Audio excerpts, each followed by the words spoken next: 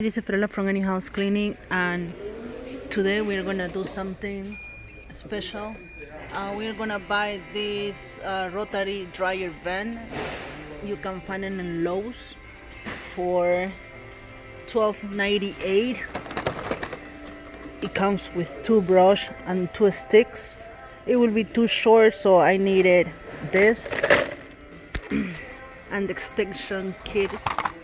And you can use a drill and you can clean the behind the dryer vent, or even the air ducts. You can clean it.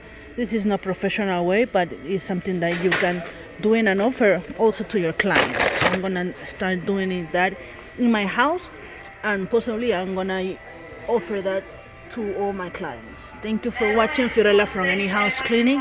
I will do another video when I done with this project. Thank you. Fiorella from anyhousecleaning.com, 407-572-4118.